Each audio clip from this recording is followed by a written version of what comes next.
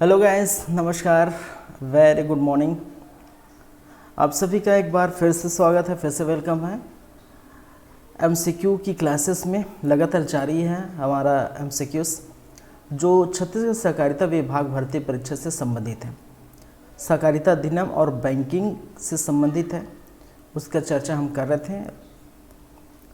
चलिए, तो क्लास को हम कंटिन्यू करते हैं। पिछले क्लास हम देख रहे थे, पिछले क्लास में नाबार्ड तक आए थे।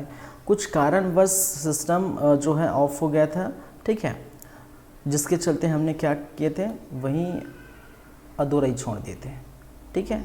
और इस क्लास में हम स्टार्ट करेंगे नाबार्ड से और देखते हैं और कितने और क्वेश्चंस होंगे जो हम कर सकते हैं। चलिए, तो आपकी स्क्रीन पर सबसे फर्स्ट क्वेश्चन आ रहा है भाई, नाबार्ड से संबंधित। नाबार्ड का पूरा नाम क्या है आपको बताना है, फुल फॉर्म बताना है नाबार्ड का, ठीक है।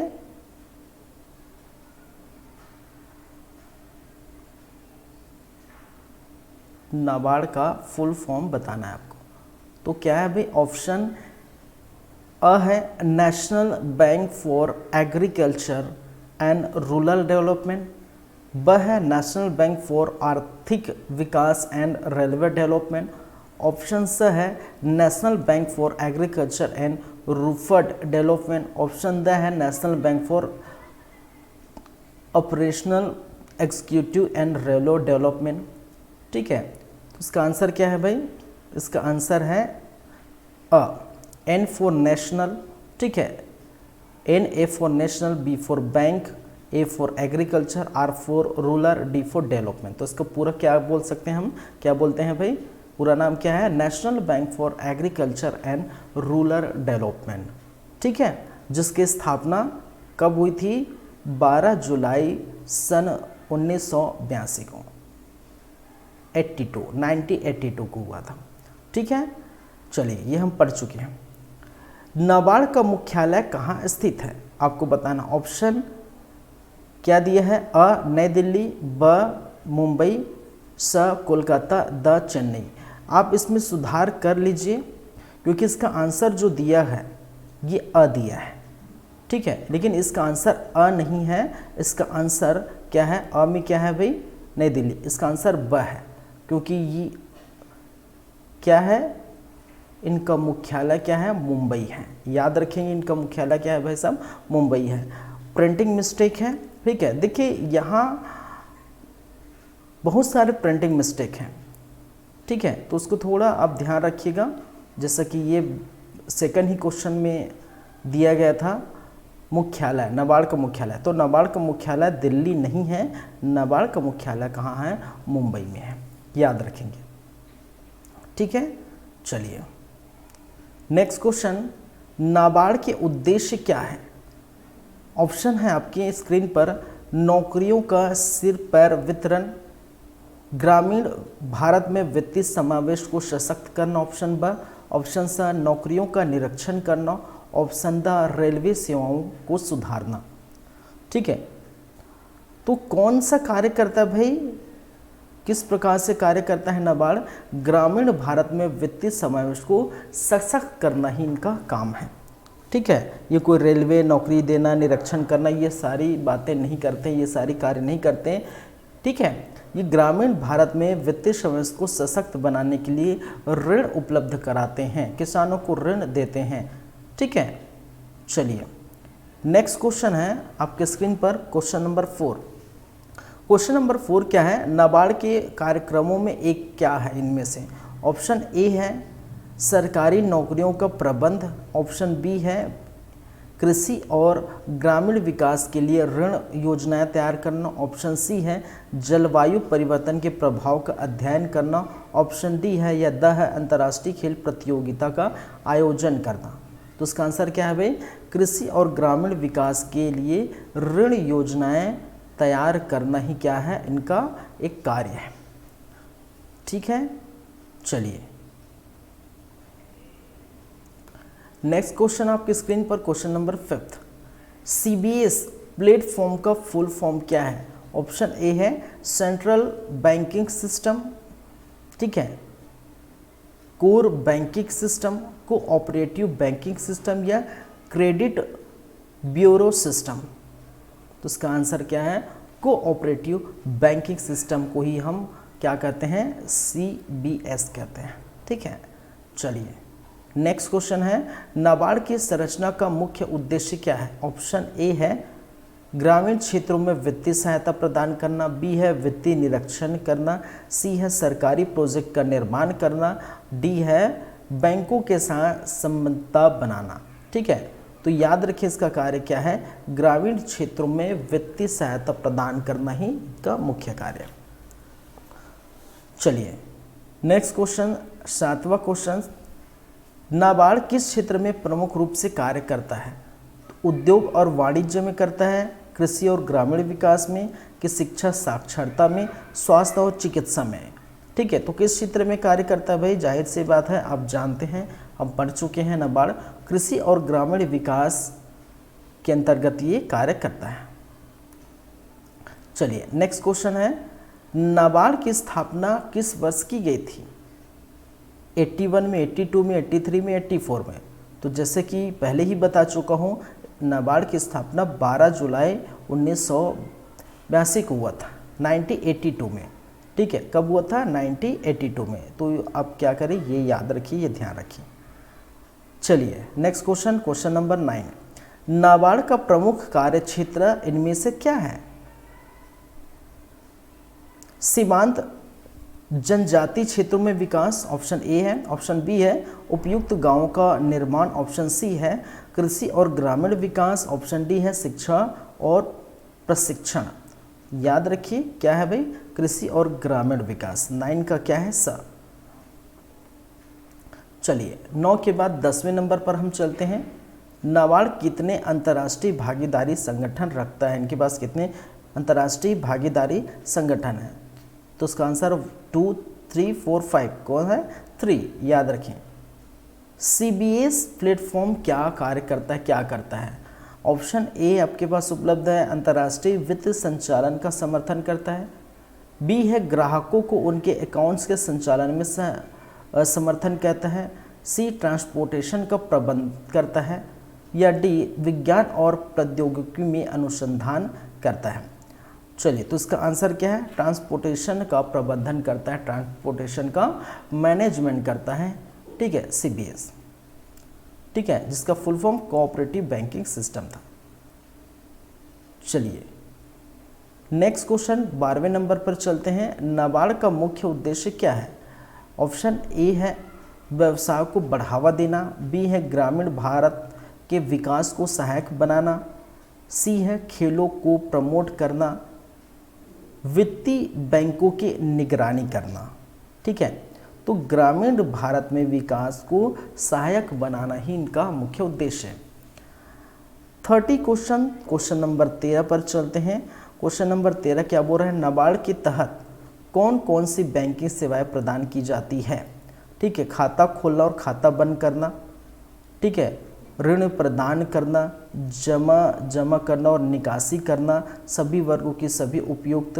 ठीक है, देखिए इसमें थोड़ा कन्फ्यूजन ये है, इसमें या फिर ऑप्शन ही सही नहीं है मेरे ख्याल से, या फिर ऑप्शन गलत लिया है। कैसे? जैसे कि हम जानते हैं नाबार्ड के बारे में, हम जानते हैं भी,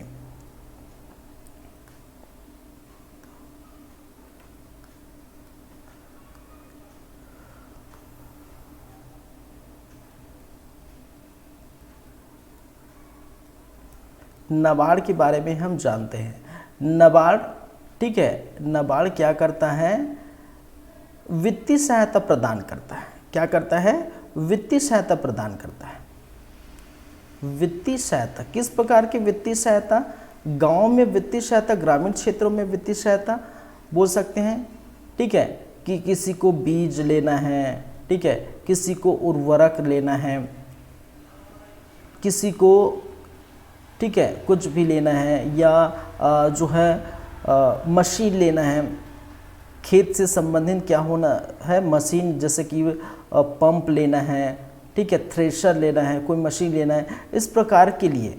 ठीक है, तो कहने का मतलब कृषि से संबंधित क्या देते हैं, ऋण प्रदान करता है। क्या करता है, ऋण प्रदान करता है। लेकिन ऋण प्रदान ये भाई साहब ये डायरेक्ट नहीं करता, क्योंकि नाबार्ड ऐसा नहीं है कि जाके एक ही जगह, क्योंकि नाबार्ड के लगभग ठीक है 32 आई थिंक 32 और 33 बोल सकते हैं कार्यालय ही है, और पूरे भारत में ये नहीं ठीक है। अब देखिए ग्राम में जाएंगे तो नाबार्ड का ऑफिस हर गांव में या हर जो है पंचायत में ऐसे नहीं खोल सकते, ठीक है। तो क्या किया जाता है कि इससे संबंधित कोई भी बैंक है, ठीक है, कोई भी जो है बैंक है, उस बैंक को ये क्या करता है, वित्तीय सहायता प्रदान करता है। क्या करता है, इस बैंक को पैसा देता है। इस बैंक को, जो आपके आसपास बैंक है, ठीक है, आप देखते हैं आपके गांव में तो नाबार्ड होगा ही नहीं, ठीक है, आसपास आपके गांव में आप देखिए, ठीक है, आपके गांव में नाबार्ड नहीं होगा, लेकिन आसपास कोई भी छोटा सा जो बैंक होगा, छोटा बड़ा जो भी बैंक है, वो आपको क्या करता है, ग्राहक को, किसान को या ग्राहक को क्या करता है, ग्राहक को वित्तीय सेवा प्रदान करता है। कहने का मतलब है किनके थ्रू जा रहा है, नाबार्ड बैंक को दे रहा है, आपके आसपास मौजूद किसी बैंक को, और बैंक किसको दे रहा है भाई, उस किसान, उस ग्राहक, उस कस्टमर को दे रहा है। बाद में ये अपना ठीक है जोड़ ताड़ कर लेंगे, ठीक है, पैसे वैसे का लेन देन कर लेंगे, कितना परसेंट क्या है वगैरह वगैरह जो भी है। लेकिन डायरेक्ट अगर ऐसा बोला जाए कि डायरेक्ट अकाउंट खुलवा के देंगे नाबार्ड किसानों को या ग्रामीण क्षेत्र के लोगों को, ठीक है, या इनका अकाउंट ओपन करेंगे, इनको पैसा देंगे, तो ऐसा नहीं होता, ठीक है, ऐसा बिल्कुल नहीं होता, ठीक है। वो क्या करते हैं, बैंक देता है, कोई भी बैंक देता है, ठीक है, और उस बैंक को कौन देता है, नाबार्ड देता है। तो ऐसी स्थिति में अगर ऐसे क्वेश्चंस है तो फंस जाएंगे हम लोग। तो नाबार्ड के तहत कौन कौन सी सेवा जो बैंकिंग सेवाएं प्रदान की जाती हैं, हालांकि ये ऋण प्रदान की जाती है, लेकिन डायरेक्ट प्रदान नहीं की जाती, ठीक है, डायरेक्ट ऋण प्रदान नहीं की जाती, ठीक है, किसी बैंक के माध्यम से की जाती है। तो इस प्रकार से क्वेश्चन मेरे ख्याल से, या फिर क्वेश्चन ही गलत है या फिर मेरे ख्याल से आंसर ही गलत लिया है, जो भी है। चलिए, तो इसको अभी रहने देते हैं। अब इसको आप समझ गए क्या चीज़ें हैं, तो आप जो है इस प्रकार से आंसर बना सकते हैं, ठीक है। चलिए,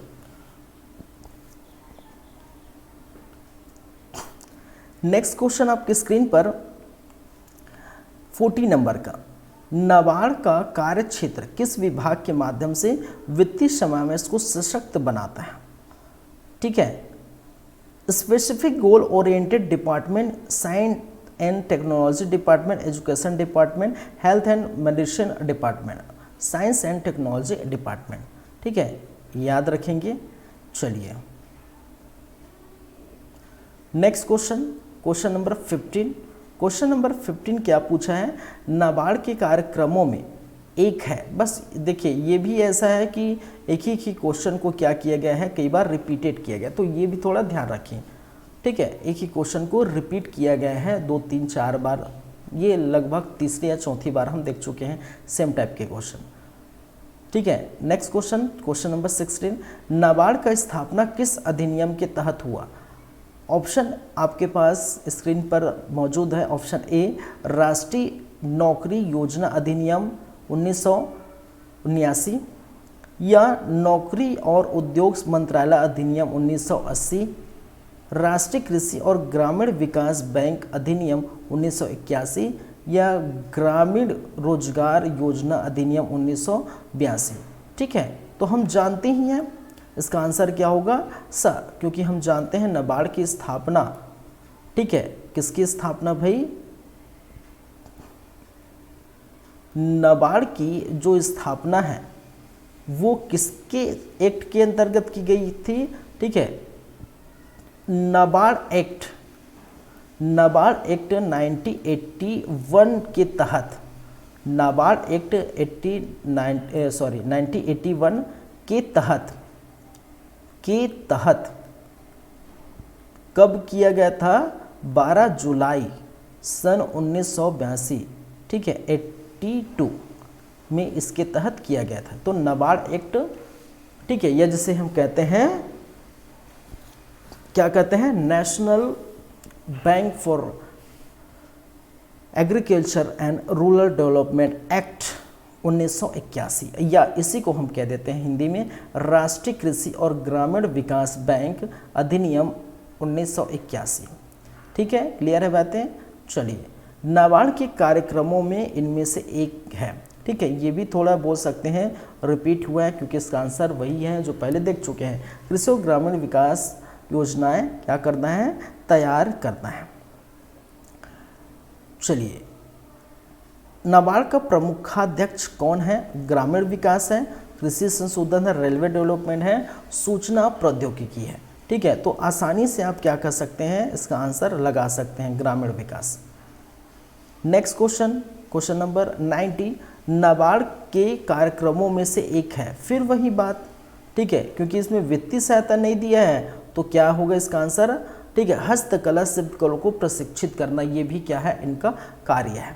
ठीक है, तो हम जानते हैं नाबार्ड सिर्फ यही काम नहीं करता भाई। नाबार्ड का एक ही काम नहीं है कि वित्तीय सहायता बस प्रदान करना। वित्तीय सहायता बस प्रदान करना एक ही काम नहीं है, इसके अन्य भी काम हैं।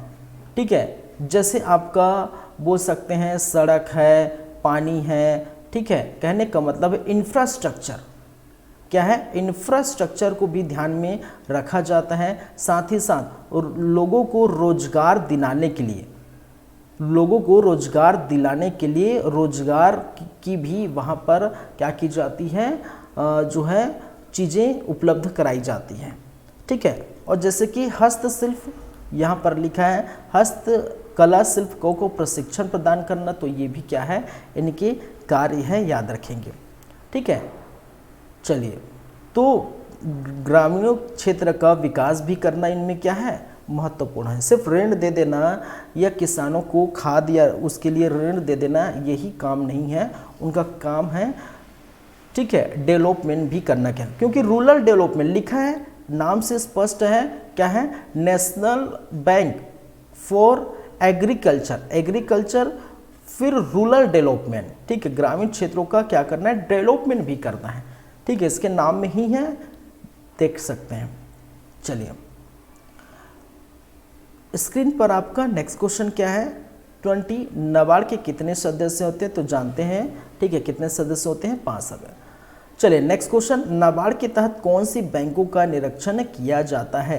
केंद्रीय बैंक का, कोऑपरेटिव बैंक का, ठीक है, विदेशी बैंक का, नोट बैंक। क्योंकि देखिए, किसका, केंद्रीय बैंक का, किसका, केंद्रीय बैंक है, याद रखेंगे। नेक्स्ट क्वेश्चन, नाबार्ड का पूरा नाम क्या है? National bank for agriculture and central development. B दिया है नेशनल बैंक फॉर आर्थिक।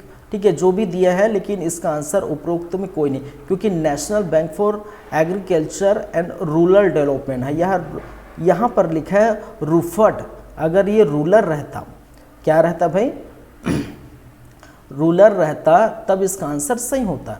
ठीक है, क्योंकि सभी सही है, national bank for agriculture and, यहाँ पर रूरल रहता तो रूरल डेवलपमेंट, तो ये अब जानते हैं। चलिए, इसके मुख्यालय के बारे में कहा गया है। ठीक है, और 23 नंबर में देखिए इसका मुख्यालय, 23 नंबर में इसका जो आंसर लिख दिया गया है, उसका आंसर क्या है, द दिया गया है। यहाँ पर भी आंसर गलत दिया हुआ है। ठीक है, तो यहाँ देखिए एक जगह तो, ठीक है, दिल्ली दे दिया था, तो दिल्ली तो था ही नहीं। ठीक है, दूसरे नंबर के क्वेश्चन में हम देखे थे, और मुंबई इसका सही आंसर, यहाँ मुंबई होने के बावजूद भी यहाँ पर नहीं दिया, तो थोड़ा अब देख सकते हैं चीज़ें को। ठीक है, थोड़ा प्रिंटिंग मिस्टेक है, थोड़ा ध्यान देखिए, संशोधित किया हुआ है, फिर भी से थोड़ा प्रिंटिंग मिस्टेक है, याद रखेंगे। नाबार्ड का उद्देश्य क्या है? नौकरियों का सिर पर वितरण, जैसे ये भी क्या है, ये भी क्या है, थोड़ा रिपीटेड क्वेश्चन है, ये हम देख चुके हैं।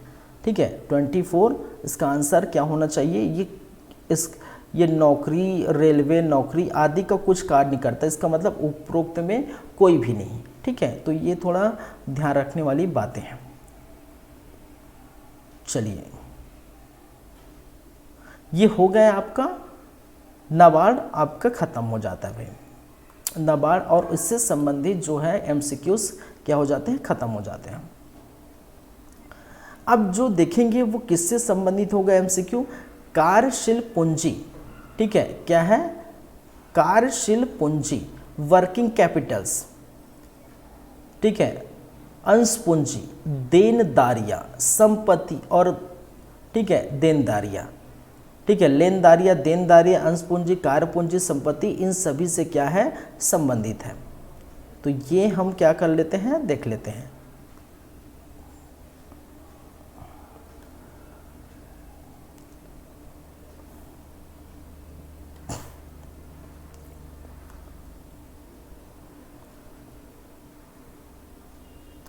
चलिए भाई स्टार्ट करें। आपकी स्क्रीन पर सबसे फर्स्ट क्वेश्चन है, क्या लिखा है पढ़िए जरा। कार्यशील पूंजी का अर्थ क्या होता है, मतलब क्या होता है, वर्किंग कैपिटल जिसको हम बोलते हैं क्या होता है। ऑप्शन अ है कंपनी के संचालन कर्मचारी की मासिक वेतन को हम कार्यशील पूंजी कहते हैं। यह कंपनी के वर्तमान वित्तीय स्वास्थ्य का मापन क्या है, आपका कार्यशील पूंजी है। या कंपनी के लेन देन का समुचित रख रखाव, या कंपनी के प्रमुख उत्पाद, ठीक है। तो इसका आंसर क्या होगा भाई, इसका आंसर है ब, कंपनी के वर्तमान वित्तीय स्वास्थ्य का मापन। कहने का मतलब है कार्यशील पूंजी मैं बता चुका हूँ, पढ़ा चुका हूँ, वर्किंग कैपिटल, ठीक है। कार्यशील पूंजी या वर्किंग कैपिटल मैं पढ़ा चुका हूँ, ठीक है, हालांकि सभी पढ़ाए भाई, ऐसा नहीं। तो इसमें क्या होता है, कार्यशील पूंजी कहने का मतलब है कि जो हम कार्य कर रहे हैं, कोई भी कंपनी होगी, ठीक है, या कोई भी व्यवसाय होगा, और कोई कंपनी व्यवसाय कोई कार्य कर रही है तो उसके लिए, ठीक है, उसके लिए जो खर्च चाहिए, ठीक है, प्रतिदिन का क्या चाहिए, जो खर्च होता है, ठीक है, वर्क कर रहे हैं तो उसके लिए क्या है, प्रतिदिन का खर्च होता है। जैसे अगर लेबर रखे हैं या मजदूर रखे हैं तो मजदूर को पैसा देना पड़ता है, ठीक है। अगर कोई लोडिंग अनलोडिंग का कार्य है तो उसके लिए भी पैसा देना पड़ता है, ठीक है। फिर कुछ मशीन है, ठीक है, तो मशीन का भी कहीं से अगर हम मशीन लाएं तो उसके लिए, तो प्रतिदिन का जब खर्चा हम देखते हैं, ठीक है, कंपनी या व्यवसाय चला रहे हैं, प्रतिदिन का जब खर्चा देखते हैं, इसी प्रतिदिन के खर्चे या इसी पूंजी को हम क्या कह देते हैं, कार्यशील पूंजी कह देते हैं। तो वही कहा है कंपनी के वर्तमान वित्तीय स्वास्थ्य का मापन है, ठीक है। चलिए, अंश पूंजी क्या है, तो कंपनी की मालिकी का हिस्सा है। ऑप्शन ए ऑप्शन बी क्या है, कंपनी की कर्ज की मात्रा है। ऑप्शन सी कंपनी की बिक्री की संख्या। ऑप्शन द कंपनी की प्रमुख निवेश है। तो याद रखिए कंपनी की मालिक हिस्सा। देखिए हमने कहा था, देखिए कार्यशील पूंजी में पढ़ चुके अंश पूंजी, तो अंश पूंजी के बारे में भी हम जानते हैं। अंश पूंजी कहने का मतलब है जितना कंपनी के पास पैसा है, कंपनी, ठीक है, और कंपनी का कोई मालिक होगा, कोई बॉस होगा, और उनके पास उस कंपनी को चलाने के लिए जितना पूंजी है, टोटल पूंजी कितना, टोटल पूंजी या टोटल अमाउंट है, वही टोटल पूंजी, टोटल अमाउंट जो कंपनी को चलाएगी उसी को हम कहते हैं अंश पूंजी, जो किसका रहेगा, मालिक का रहेगा, ठीक है। तो वही कहा गया है कंपनी की मालिक का हिस्सा है। चलिए, देनदारियां का अर्थ क्या होता है, इसका मतलब क्या होता है आपको बताना है। देनदारियां, तो ऑप्शन ए है कंपनी के संचालन लेन देन की गणना हम देनदारी कहते हैं। ऑप्शन बी कंपनी के लेन देन की बाकी राशि। ऑप्शन सी कंपनी के साझा स्वामित्व का हिस्सा देनदारी कहलाता है, ठीक है। कंपनी के प्रमुख उत्पाद क्या कहलाता है, देनदारी कहलाता है, ठीक है। देखिए देनदारी भी मैंने बताया था, और देनदारी का मतलब होता है लायबिलिटीज, ठीक है। देनदारियां या जिसे हम कहते हैं, क्या कहते थे, लायबिलिटीज। और लायबिलिटीज या देनदारियां का अर्थ होता है कि कंपनी कोई लोन लिया है, मान के चलिए कंपनी चलाने के लिए कोई लोन लिया है, तो आसानी से तो भाई आपके पास इतना पैसा एक बार तो नहीं आएगा, ठीक है, लाखों करोड़ों में, तो कहीं से आपको लोन लेना पड़ेगा। तो कंपनी कोई लोन लिए हैं तो लोन को तो चुकाएगा ही, ठीक है। तो कंपनी के पास क्या है, ऋण है, किसी बैंक से उन्होंने क्या किया है, लोन लिया है, तो ऋण चुकाएगा। कौन चुकाएगा, कंपनी किसको चुकाएगा, जिस बैंक से वो लोन लिया है, तो इसी को हम कहते हैं देनदारी। कितना देना बाकी है, कितना देना बकाया है बैंक को, या जिससे हम उधारी लिए या लोन लिए हैं, ठीक है, कितना देना बाकी रह गया है, उसी को हम कहते हैं देनदारियाँ। ठीक है, तो इसमें क्या है, इसमें आंसर लिया हिस्सा, कंपनी के साझा स्वामित्व का हिस्सा। ठीक है, साझा स्वामित्व का हिस्सा। ठीक है, तो जो भी है, लेकिन उसका आंसर उसी प्रकार है, किसी कंपनी ठीक है अपनी उधारी चुकता करेगा। ठीक है, जितना बाकी है उसको हम देनदारी कहते हैं। जैसे मैं किसी का, मान के चलिए मैं किसी का पैसा लग रहा हूँ, ठीक है, मेरे पास पैसा है, तो मेरे पास जो पैसा है मेरा पूंजी है, और मैं किसी का लग रहा हूँ, मान के चलिए किसी का 500 रुपया लग रहा हूँ, तो मुझे किसी को देना है, मेरे दोस्त से वो उधारी मंगा था, तो मुझे उसको देना है 500 रुपया, तो वही 500 रुपया मेरे लिए क्या होगा, ठीक है, देनदारी होगा, उनको देना है मुझे, बस वही है। नेक्स्ट क्वेश्चन, कार्यशील पूंजी का मूल उद्देश्य क्या है? ठीक है, कार्यशील पूंजी का मुख्य उद्देश्य क्या है? वित्तीय स्वास्थ्य के मूल्यांकन करना, कंपनी के उत्पादन को बढ़ाना, कंपनी के कार्यक्रमों की योजना बनाना, कंपनी के सभी कर्मचारी को वेतन देना। भाई काम करेंगे तो वेतन तो देना ही पड़ेगा, ठीक है, वो अलग बात है। कंपनी के उत्पादन को बढ़ाने, ठीक है, चलिए, के लिए कार्यशील पूंजी की जाती है।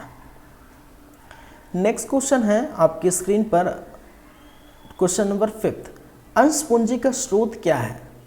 अंश पूंजी का स्रोत क्या है? लोन और उधार अंश पूंजी का स्रोत है। 5, कंपनी के संचालन से प्राप्त कर दी जाने वाली धनराशि, सह कंपनी के प्रमुख उत्पाद, दह कंपनी के कार्यक्रमों की प्रमुख आवश्यकता। ठीक है, चलिए, तो लोन और उधार, ठीक है, कंपनी के अंश पूंजी क्या कहलाती है? जितना हमारे पास, ठीक है,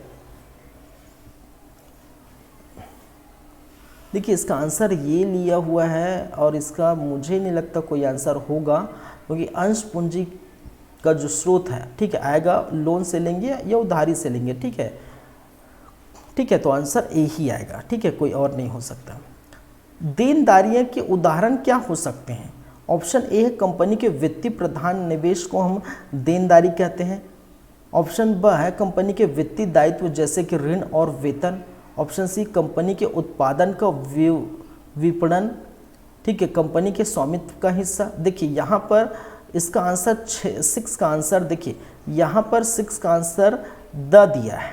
ठीक है, सेम क्वेश्चन है, यहाँ पर 6 का आंसर क्या दिया है, सॉरी द नहीं दिया है, इसका आंसर 6 का आंसर क्या लिया है, स दिया है।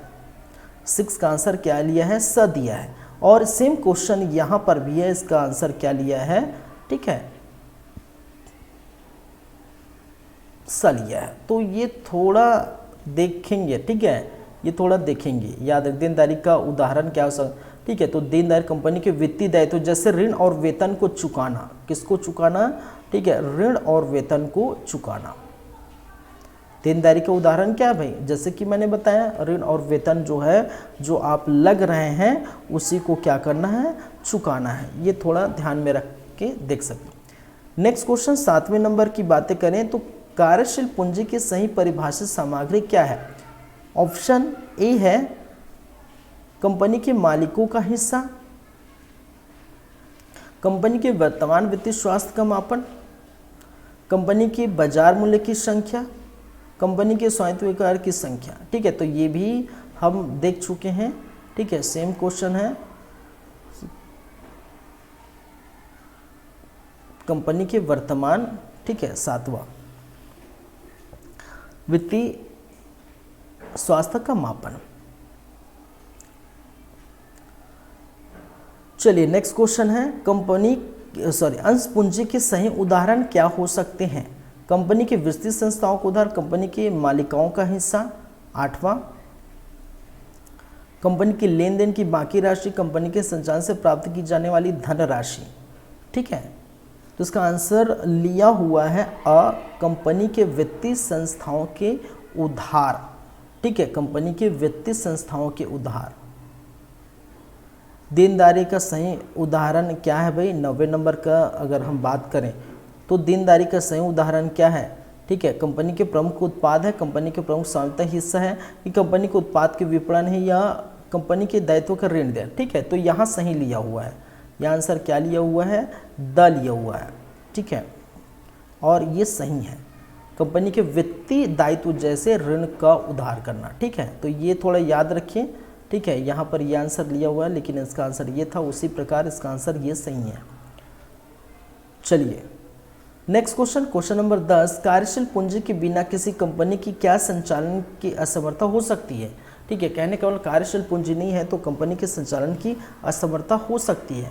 ठीक है, क्या हो सकती है?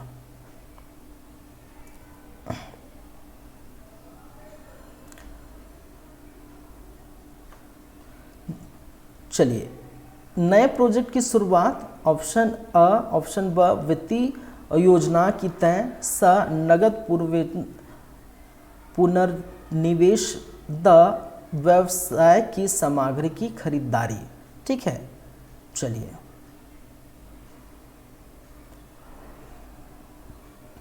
तो याद रखिए कोई परिवर्तन नहीं हो सकता। ठीक है, याद रखिए कोई परिवर्तन नहीं होगा, ये याद रखेंगे। ठीक है, नेक्स्ट क्वेश्चन 11वें नंबर की बातें करें तो अंश पूंजी का प्रमुख स्रोत क्या हो सकता है। ठीक है, देखिए ये सेम रिपीट किया हुआ है, इसको थोड़ा देख लीजिए, सेम है अंश पूंजी। ठीक है, ऐसे क्वेश्चंस एक बार पढ़ लिए तो आपको समझ में आ गया। ठीक है, तो मतलब आप डेफिनेशन पढ़ लिए और डेफिनेशन ही इसका क्या है, सभी का लगभग आंसर ही निकल रहा है।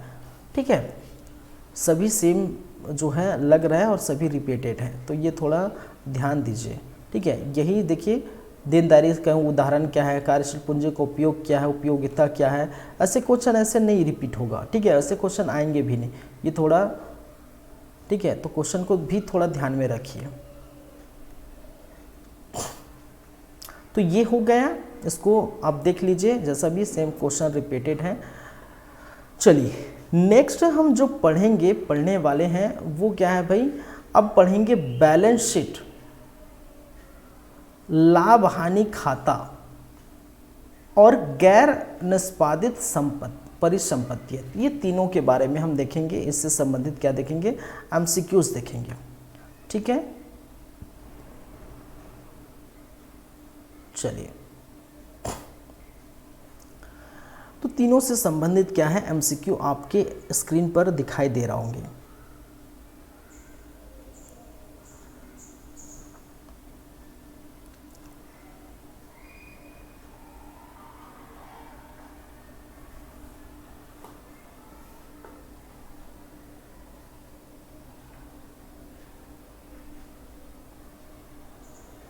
चलिए, और उत्तर भी साथ में दे दिया गया है, तो ये भी थोड़ा देख सकते हैं। फर्स्ट क्वेश्चन क्या लिखा है, बैलेंस शीट क्या है। ठीक है, बैलेंस शीट किसको हम कहते हैं, तो ऑप्शन ए है एक व्यक्ति की आर्थिक स्थिति, एक कंपनी की वित्तीय स्थिति का विवरण है, ब सह एक कंपनी की सांख्यिकी। ठीक है, तो इसका आंसर क्या लिया है, सही है इसका आंसर एक कंपनी की वित्तीय स्थिति का विवरण। ठीक है, तो बैलेंस शीट क्या होता है ये मैं बता चुका हूँ। बैलेंस शीट कहने का मतलब है स्टेटमेंट है, एक प्रकार का विवरण है कि कितना पैसा आपके पास है।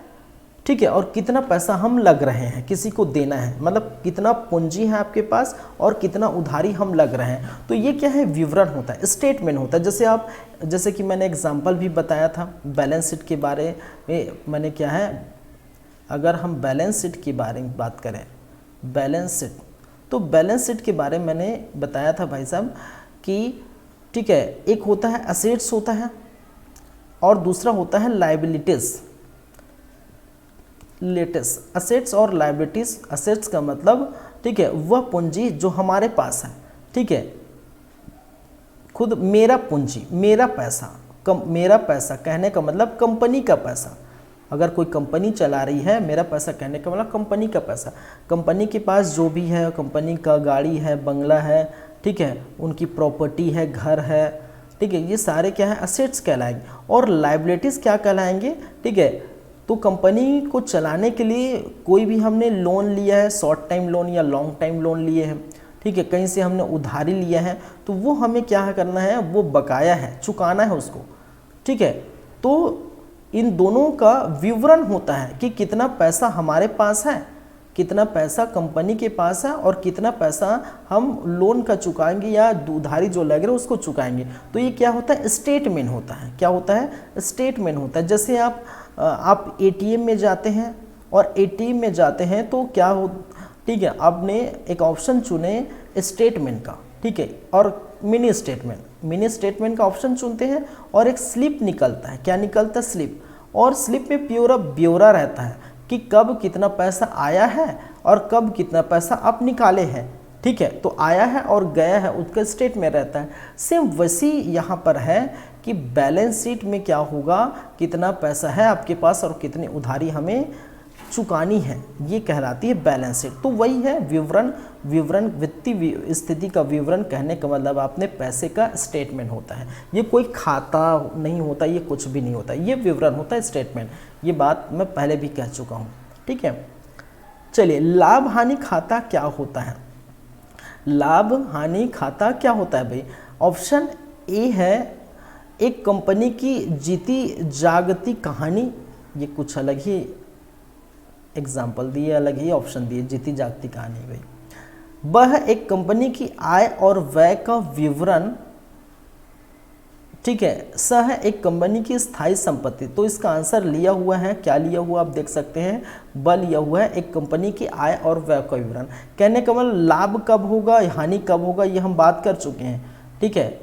हम जानते हैं लाभ बराबर आय माइनस व्यय। जितना मान के चलिए हम 1000 रुपया, ठीक है, दिन में कमा रहे हैं और यदि 800 रुपया व्यय कर रहे हैं, खर्च कर रहे हैं, तो हमारे पास लाभ कितना होगा, ठीक है, 200 रुपया का लाभ होगा, ठीक है। कितना होगा भाई, 200 रुपया का लाभ होगा। लेकिन यदि हम 1000 रुपया कमा रहे हैं और 1200 खर्च कर दे रहे हैं, तो हमारे पास घाटा कितना हुआ, 200 रुपये का घाटा हो गया है, ठीक है। तो ये क्या होता है, आय और व्यय का विवरण हुआ है, कितना, ठीक है, आय हुआ, कहने का मतलब कितना कंपनी को इनकम हुआ और कंपनी में जो यूज़ किए रॉ मटेरियल, कंपनी में जो मजदूर हैं उनको पैसा दिए, तो उनका जो हम चुकाए हैं, तो उन दोनों का मिला के कितना आय व्यय हुआ, ये क्या कहलाता है, लाभ हानि खाता, ठीक है। इसको लाभ हानि खाता में हम क्या करते हैं, रखते हैं, गिनते हैं, ठीक है।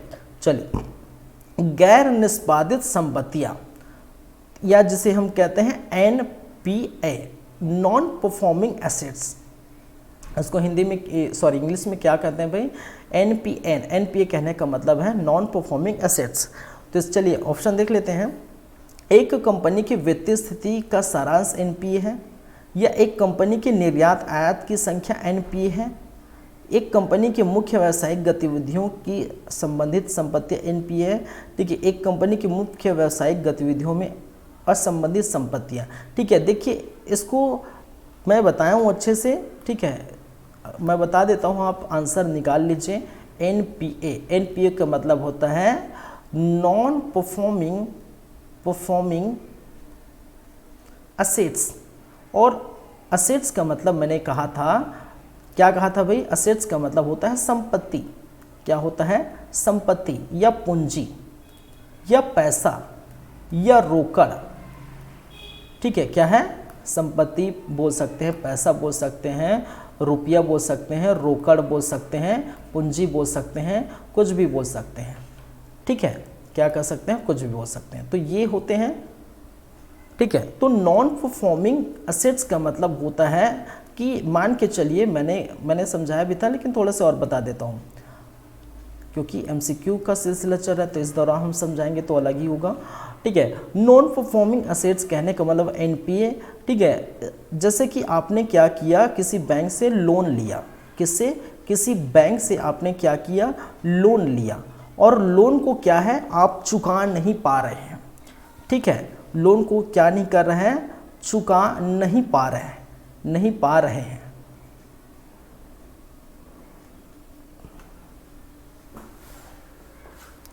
तो बैंक क्या कर देगा भाई,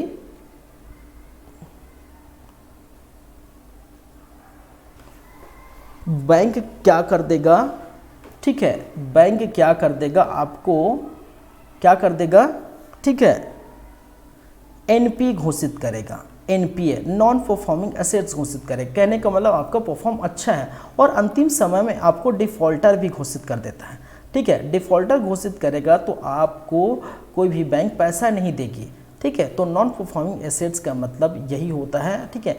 और अगर यहाँ देखिए तो यहाँ तो लिया हुआ है क्या है, कंपनी की मुख्य व्यावसायिक गतिविधियों में से असंबंधित संपत्तियाँ, ठीक है, ये दिया हुआ है, ठीक है। चलिए जो भी है, लेकिन इसका एनपीए का मतलब वही होता है, ठीक है, non performing assets. Balance sheet किसे प्रकट करती है, बैलेंस शीट किसे प्रकट करती है, आय को, व्यय को, वित्तीय स्थिति को। याद रखिए वित्तीय स्थिति आंसर है, ठीक है, सही है, वित्तीय स्थिति, ठीक है ना, आय को, व्यय को, वित्तीय स्थिति। कितनी है आपकी वित्तीय स्थिति, ठीक है, आय व्यय को लाभ हानि खाता जो है वो करती है। चलिए नेक्स्ट क्वेश्चन है, लाभ हानि खाता का दिखाना है, खाता क्या दिखाया जाता है, ठीक है, सॉरी, लाभ हानि खाता क्या दिखाता है। ऑप्शन ए है कंपनी की स्थायी संपत्ति का विवरण दिखाता है, ब है कंपनी की आय और व्यय का विवरण दिखाता है, कंपनी के सभी कर्मचारी की सूची दिखाता है। तो जाहिर सी बात है आय व्यय का विवरण दिखाता है, ये आप याद रखें। गैर निष्पादित परिसंपत्तियां या जिसे हम कहते हैं एनपीए, मैं बता चुका, एनपीए के उदाहरण क्या हो सकते हैं, ठीक है, कंपनी की आय, निवेश किया हुआ संपत्ति, कंपनी के उत्पादन से संबंधित संपत्ति। तो देखिए निवेश किया हुआ संपत्ति, ठीक है, किसी बैंक ने क्या दिया है, लोन लिया, ठीक है, तो उसने क्या किया, लोन दिया, तो वो निवेश किया हुआ क्या है, संपत्ति है, निवेश कर दिया, ठीक है। बैलेंस शीट कितने प्रमुख हिस्से होते हैं, बैलेंस शीट के कितने प्रमुख हिस्से होते हैं, ठीक है। तो बैलेंस शीट के मैंने बताया था 3 प्रमुख हिस्से होते हैं, ठीक है। कितने प्रमुख हिस्से होते हैं, बैलेंस शीट के 3 प्रमुख हिस्से होते हैं, ठीक है। अब ये हिस्सा पूछ रहे हैं, क्या पूछ रहे हैं, क्योंकि देखिए बैलेंस शीट में हम 2 प्रकार के एक और चीज़ पढ़े हैं, एक एसेट्स और लायबिलिटी पढ़े हैं, ठीक है। तो ये हिस्सा पूछ रहे हैं कि क्या पूछ रहे हैं, अगर हिस्सा पूछ रहे हैं, ठीक है, कितने हिस्से होते हैं, ठीक है, तो एसेट्स भी लायबिलिटी है, ठीक है। अब प्रकार पूछ रहे हैं तो अलग बात है, ठीक है। तो ये 2 जो है एसेट्स और लायबिलिटी होते हैं, ये याद रखिए। चलिए नेक्स्ट क्वेश्चन, लाभ हानि खाता को किस अन्य नाम से जाना जाता है। आर्थिक रिपोर्ट कहते हैं इसको वित्तीय स्वास्थ्य जो है बयान बोलते हैं, या इनकम स्टेटमेंट बोलते हैं, ठीक है। तो याद रखिए इनकम स्टेटमेंट, ठीक है। चलिए नेक्स्ट क्वेश्चन, बैलेंस शीट के सही हिस्से क्या होते हैं, बैलेंस शीट के सही हिस्से क्या होते हैं, ठीक है। तो कौन होते हैं, आस्ते आस्ते का मतलब होता है, ठीक है, जो है आपका असेस्ट, ठीक है, या जिसे हम कहते हैं संपत्ति और लायबिलिटी, जिसको एसेट्स और लायबिलिटी, ए फॉर एसेट्स और एल फॉर लायबिलिटी, तो दोनों होते हैं, सही आंसर है, दोनों दिया है, एसेट्स और लायबिलिटी होते हैं। हिस्से क्या होते हैं, ठीक है, तो हिस्सा दिया है, ठीक है। अब देखिए यहाँ पर दिक्कत ये है, यहाँ पर दिक्कत ये है कि यहाँ पर जो पूछा गया है, यही मैं बोल रहा था, यहाँ पर क्वेश्चन नंबर, इस क्वेश्चन में, तो इस क्वेश्चन में जो आंसर लिया है वही मुझे डाउटफुल लग रहा था। क्यों, क्योंकि हिस्से यहाँ पर भी पूछा गया है, कितने हिस्से होते हैं, तो हम जानते हैं, मैंने कहा था कितने हिस्से होते हैं भाई, ठीक है, इसमें आंसर 3 लिया है, लेकिन हम जानते हैं एसेट्स होता है, क्या होता है, एसेट्स होता है, और लायबिलिटी होता है, ठीक है, क्या होता है, लायबिलिटी, ठीक है, या जिसे हम कहते हैं संपत्ति और देनदारियां, संपत्ति और देनदारियां, लायबिलिटी का मतलब होता है देनदारियां। तो संपत्ति और देनदारियां 2 होते हैं, और इस प्रकार से हम क्या करते हैं, बैलेंस शीट में दर्शाते हैं। लायबिलिटी को लेफ्ट साइड में लिखा जाता है जब बैलेंस शीट बनाया जाता है, ठीक है, इस चीज़ को मैंने बताया भी था, ठीक है। तो 2 हिस्से होते हैं, अगर इस प्रकार अगर देखा जाए तो इसका आंसर क्या होना चाहिए, 2, क्योंकि जब हम बैलेंस शीट बनाते हैं, बैलेंस शीट, तो बैलेंस शीट जब बनाया जाता है तो मैंने बताया भी था कि एक तरफ जो क्या होता है, लायबिलिटीज, ठीक है, और दूसरे तरफ क्या होते हैं, एसेट्स होते हैं, ठीक है। और लायबिलिटी के सामने क्या हो, जितना अमाउंट लायबिलिटी है और जितना असेट्स क्या है आपका इस तरफ क्या होता है, एसेट्स होते हैं, असेट्स, और जितना अमाउंट आपका क्या है, असेट्स का है, ठीक है। और सबको अगर मान के चलिए इसका अमाउंट अगर 5 लाख है, ठीक है, किसका, लायबिलिटी का, तो याद रखिए असेट्स का भी अमाउंट क्या होता है, 5 लाख होता है। इसका मतलब बैलेंस शीट में जब भी हम बातें करते हैं बैलेंस शीट की, तो बैलेंस शीट में लायबिलिटी और असेट्स दोनों क्या होते हैं भाई साहब, दोनों बराबर होते हैं, दोनों क्या होते हैं, बराबर होते हैं। तो यहाँ पर तो भाई दो ही है, एक लायबिलिटी ही है और दूसरा असेट्स ही है, एक क्या है, लायबिलिटी है और दूसरा क्या है, असेट्स है। लेकिन यहाँ प्रकार में यही कंफ्यूज मुझे लग रहा था कि क्या दिया है, ठीक है, क्योंकि इसमें जो दिया है वो 2 आना चाहिए 3 के बजाय। कितने प्रमुख हिस्से होते हैं, तो 2 प्रमुख हिस्से होते हैं, न कि 3, ठीक है। तो यहाँ इसका आंसर यह दिया हुआ है, 2 होते हैं, लायबिलिटीज और असेट्स, ठीक है। तो ये थोड़ा ध्यान में रख सकते हैं। लाभ हानि खाता के सही हिस्से क्या होते हैं, लाभ हानि खाता के सही हिस्से क्या होते हैं, लायबिलिटी असेट्स, तो भाई साहब असेट्स होते हैं, ठीक है, संपत्ति होती है, लायबिलिटीज में होती नहीं, ठीक है। बैलेंस शीट के कितने प्रकार होते हैं, हाँ देखिए ये सही है, बैलेंस शीट के कितने प्रकार होते हैं में है 3, आंसर 3। तो यहाँ पर प्रिंटिंग मिस्टेक है, मैं बोल सकता हूँ कि ये जो 3 लिखा है, ठीक है, तो 3 यहाँ पर आएगा। कितने प्रकार होते हैं, तो हम पढ़े हैं बैलेंस शीट के 3 प्रकार होते हैं, ठीक है, और 2 इनके हिस्से होते हैं, एसेट्स और देनदारियाँ, या संपत्ति और देनदारियाँ। तो ये थोड़ा ऐसे जो है क्या है, प्रिंटिंग मिस्टेक है, मैं बार बार बोल रहा हूँ, तो उसको थोड़ा ध्यान में रखिएगा। चलिए, लाभ हानि खाता का उपयोग किस उद्देश्य के लिए होता है, ठीक है, लाभ हानि खाता का उद्देश्य लाभ हानि खाता का उपयोग किस उद्देश्य के लिए होता है, निवेश के लिए होता है कि नियोक्ता के लिए होता है, आर्थिक प्रगति का मूल्यांकन करने के लिए होता है। तो प्रगति का मूल्यांकन करने के लिए होता है, जाहिर सी बात है कि कितना हमें लाभ हो रहा है या कितना हानि हो रहा है, उस हिसाब से अपनी कंपनी की जो है, कंपनी का वृद्धि या कंपनी को डेवलपमेंट करेंगे, कंपनी का ग्रोथ करेंगे, ठीक है, कंपनी का आकार बढ़ाएंगे, ठीक है। ये किस पर डिपेंड करता है कि हमें कितना लाभ हुआ है, ठीक है, और ज़्यादा अगर हानि होता है तो कंपनी डूब जाती है। तो वे आर्थिक प्रगति का मूल्यांकन कर सकते हैं, कितना पैसा, ठीक है। चलिए, गैर निष्पादित संपत्ति का उपयोग क्या हो सकता है, गैर निष्पादित मतलब एनपीए संपत्ति का उपयोग क्या हो सकता है, ठीक है, व्यवसायिक गतिविधि के लिए, वित्तीय निरीक्षण के लिए, व्यवसाय के साझा स्वामित्व के वित्तीय निरीक्षण के लिए, ठीक है, दिया हुआ है।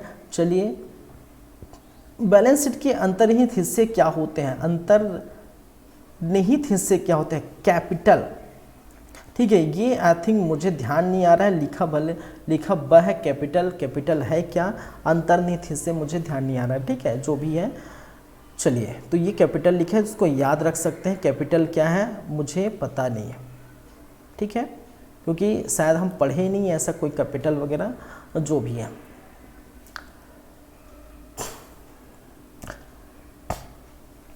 लाभ हानि खाता को किस समय तैयार किया जाता है, ठीक है, तो प्रतिवर्ष मतलब प्रति वित्तीय वर्ष, ठीक है, प्रतिवर्ष कहने का मतलब है भाई साहब वित्तीय वर्ष, ठीक है, प्रतिवर्ष कहने का मतलब है, अरे यार वृत्ति नहीं भाई, वित्तीय, प्रति वित्तीय वर्ष क्या है, वित्तीय वर्ष। तो प्रतिवर्ष कहने का मतलब वित्तीय वर्ष में लाभ हानि खाता का तैयार किया जाता है। चलिए, गैर निष्पादित परिसंपत्ति का प्रमुख उपयोग क्या होता है, सेम क्वेश्चन रिपीटेड है। बैलेंस शीट के सही परिभाषित के हिस्से क्या होते हैं, ये दोनों, ये भी क्या है, सही है, ठीक है। अब देखिए यहाँ आस्तिक कैपिटल लिखा है, तो ये भी ठीक है, जो भी है। चलिए, कैपिटल लिखा है, भाई कैपिटल मुझे ध्यान नहीं आ रहा है, जैसे कि मैं बता चुका हूँ, कैपिटल हम पढ़े नहीं है, क्या है कैपिटल, ठीक है। तो ये थोड़ा देख सकते हैं, देख लीजिए। लाभ हानि खाता का प्रमुख उद्देश्य क्या होता है, आर्थिक प्रगति की जांच करना, निवेश की गुणवत्ता की जांच करना, ठीक है, सेम क्वेश्चन है, ठीक है, आर्थिक प्रगति की जांच करना, ये रिपीटेड क्वेश्चन है। गैर निष्पादित संपत्ति के सही उदाहरण क्या हो सकते हैं, निवेश किया हुआ संपत्ति, ठीक है, तो ये भी है। बैलेंस शीट के प्रमुख कितने उद्देश्य होते हैं, ठीक है, तो कितने 3 प्रकार के या 3 उद्देश्य हो सकते हैं, ये थोड़ा ध्यान रखिए। चलिए, क्लियर है? बातें क्लियर है भाई? बातें क्लियर है तो ठीक है। अभी थोड़ा ब्रेक लेते हैं, 5 मिनट का ब्रेक है, फिर उसके बाद हम क्या करते हैं, कंटिन्यू करते हैं। ठीक है, चलिए।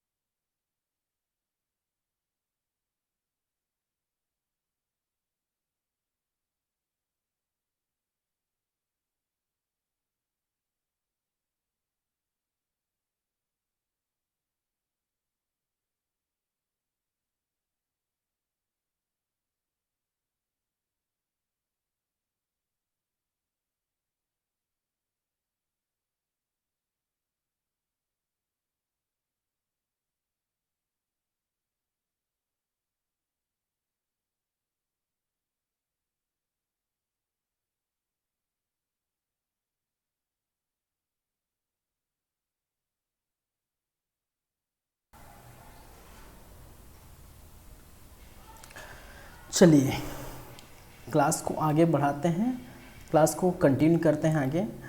अब जो बातें करेंगे वो किससे संबंधित होगा एमसीक्यू, वो है निक्षेप बीमा और प्रत्यक्ष गारंटी निगम। ठीक है, जिसको हम क्या कहते हैं भाई, DICGC। ठीक है, चलिए,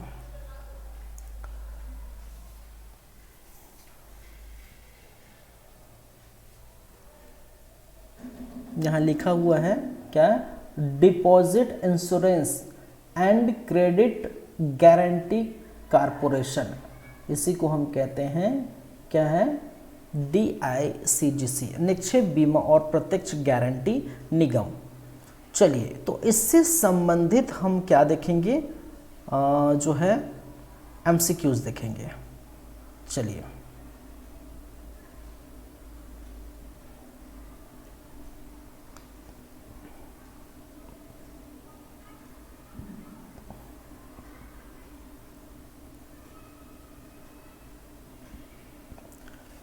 चलिए ठीक है, सबसे फर्स्ट क्वेश्चन, निक्षेप बीमा होता क्या है? चलिए, जीवन बीमा होता है, आर्थिक आपदा बीमा होता है, स्वास्थ्य बीमा होता है, जो है वाहन बीमा होता है। तो पहली बात तो मैं ये बता देता हूँ, थोड़ा से इसको समझा देता हूँ, ठीक है। जो प्रत्यक्ष गारंटी जो है नियम जो है, या जिसे हम कहते हैं क्या भाई, DICGC, ठीक है, डिपॉजिट इंश्योरेंस क्रेडिट, ठीक है, deposit insurance and credit guarantee corporation, ठीक है। ये होता क्या है, इसको थोड़ा मैं समझा देता हूँ होता क्या है। तो देखिए क्या है कि किसी बैंक में आपने क्या किया, किसी बैंक में क्या किया, ठीक है, आपने पैसे जमा किया, क्या किया, पैसे जमा किया। और यदि कहीं ऐसा होता है, मान के चल यदि ऐसा होता है कि बैंक क्या हो गया, डूब गया, ठीक है, बैंक दिवालिया घोषित हो गया है, बैंक कोलैप्स हो गया है, तो ऐसी स्थिति में, ठीक है, ये जो guarantee Nigam, deposit insurance and guarantee जो निगम है, ठीक है, कहने का मतलब बीमा निगम, तो ये क्या करेगा, जो ग्राहक है उस ग्राहक को क्या करेंगे भाई, बीमा प्रदान करता है। कितने का? 5 लाख तक का बीमा प्रदान करता है, ठीक है। यदि आपका पैसा किसी बैंक में है, बैंक डूब गया, ऐसी स्थिति में ये जो है DICGC क्या करता है, 5 लाख तक बीमा राशि प्रदान की जाती है, ठीक है।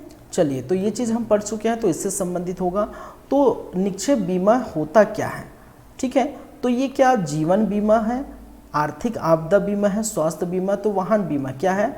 तो भाई आर्थिक आपदा आ गई है, आपका पैसा डूब गया है किसी बैंक में, तो ऐसी स्थिति में क्या होगा, बीमा प्रदान की जाएगी। कितने? 5 लाख की बीमा प्रदान की जाए। प्रत्यक्ष गारंटी निगम की स्थापना, ठीक है, प्रत्यक्ष गारंटी निगम की स्थापना हुई थी 47, 56, 72, 82, ठीक है, 56, ठीक है। बाद में इसको 1978 में, ठीक है, 1978 में जो प्रत्यक्ष गारंटी जो है, ठीक है, कहने का मतलब प्रत्येक जो है निक्षेप बीमा और प्रत्यक्ष गारंटी दोनों को मिलाकर बाद में 1978 में, ठीक है, ये लाया गया। चलिए, निक्षेप बीमा का मुख्य उद्देश्य क्या है? ऑप्शन ए है धन वृद्धि, जीवन सुरक्षा, बी है जीवन सुरक्षा से निवेश, और दी आपदा प्रबंधन, ठीक है। थर्ड क्या है? आपदा का प्रबंधन, मैनेजमेंट करना। प्रत्यक्ष गारंटी निगम क्या करता है? क्या करता है भाई? 4th नंबर, बीमा कारपोरेट है, बीमा शिकायत का समाधान करता है, बीमा प्रणाली का निरीक्षण करता है, या बीमा प्रीमियम की गणना करता है, ठीक है। चलो, तो शिकायत लेगा और समाधान करेगा, ठीक है, और उसका पैसा लौटाएगा। निक्षेप बीमा और प्रत्यक्ष गारंटी निगम को मुख्य कार्य क्षेत्र खुदरा बीमा का है, जीवन बीमा का है, किसान बीमा का, सरकारी कर्मचारी का बीमा का है, ठीक है। चलिए, तो इसका आंसर जो लिया है किसान बीमा है, लेकिन कोई भी पैसा है भाई, कोई भी पैसा है, अगर ऐसा होता है तो दे देंगे, ठीक है, ऐसा कुछ नहीं है, फिर भी से ये दिया हुआ है, देख लेंगे। निक्षेप बीमा का अर्थ क्या होता है? बीमा निगम। 6 का आंसर क्या दिया हुआ है, इसका पहले देख लेते हैं। क्या? बीमा निगम, प्रीमियम बीमा, अपेक्षित बीमा, या जीवन बीमा, ठीक है। इसका आंसर लिया और अपेक्षित बीमा। चलिए, जो भी है।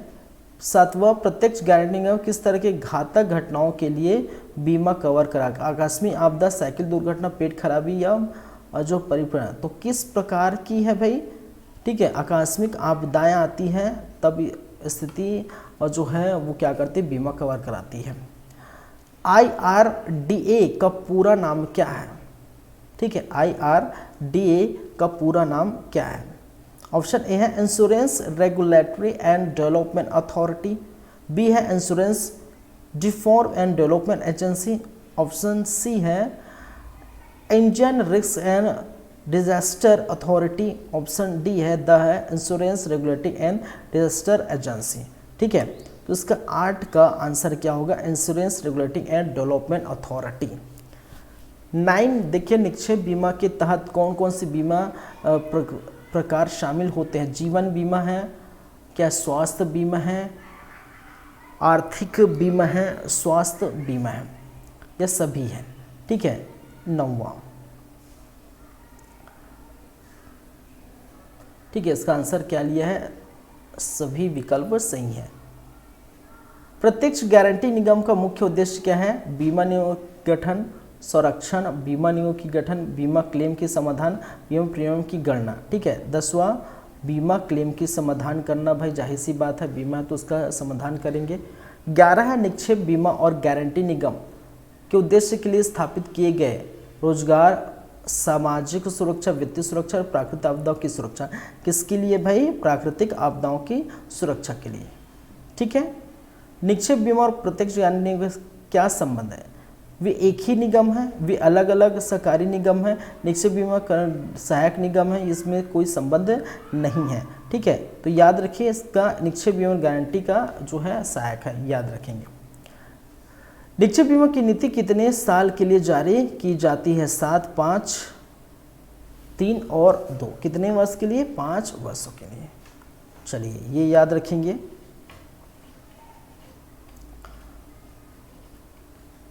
ठीक है,